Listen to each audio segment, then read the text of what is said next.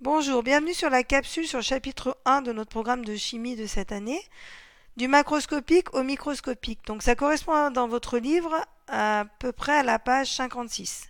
Donc vous pouvez retrouver des informations.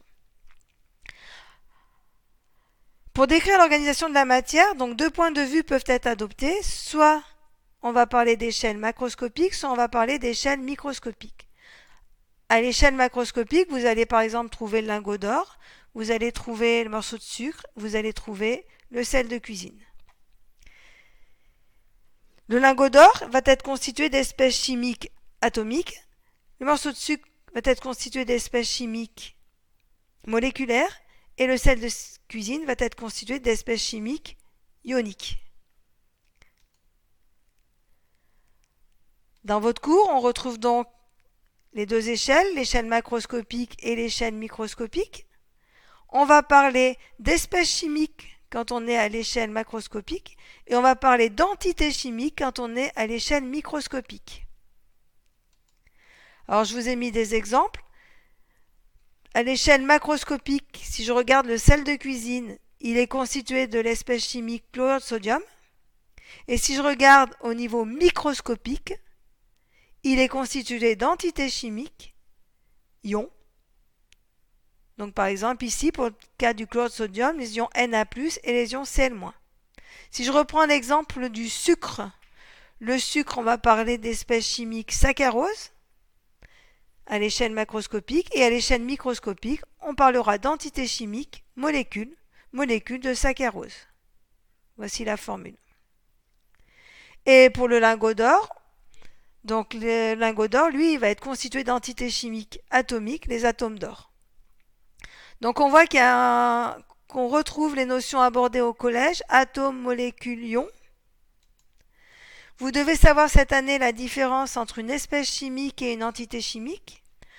Donc une espèce chimique, on le retrouve à l'échelle macroscopique. Donc une espèce chimique désigne un ensemble d'un nombre très élevé d'entités chimiques identiques à l'échelle microscopique. À l'échelle microscopique, on va parler d'entités chimiques.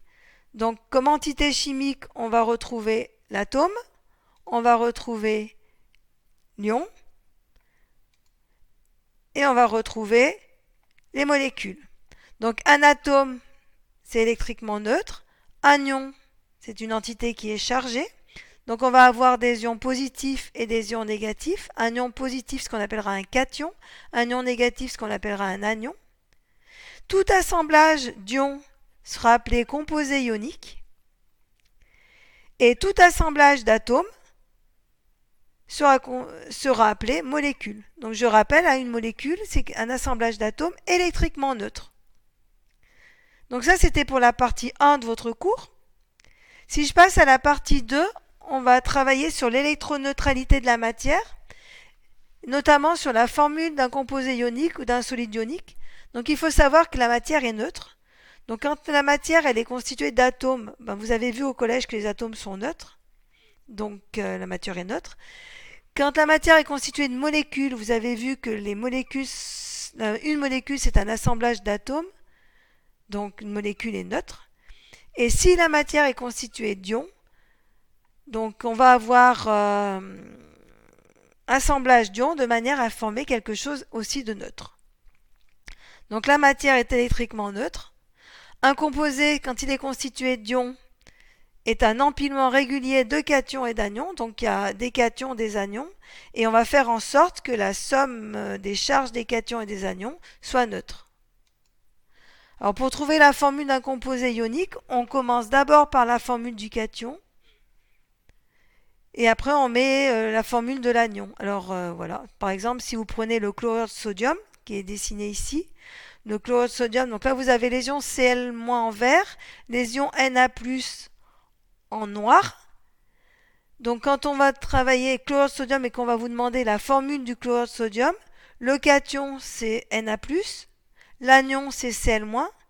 Donc on va noter, on va parler de NaCl. Et si je vous demande son nom, le nom du chlorure de sodium, on commence d'abord par l'anion et après par le cation. Donc le nom d'un solide ionique commence toujours par celui d'un anion et se termine toujours par celui du cation. Voilà, donc vous avez ici différents exemples. Chlorure de sodium, donc sa formule NaCl, on commence d'abord par le ion positif, après on met l'ion négatif.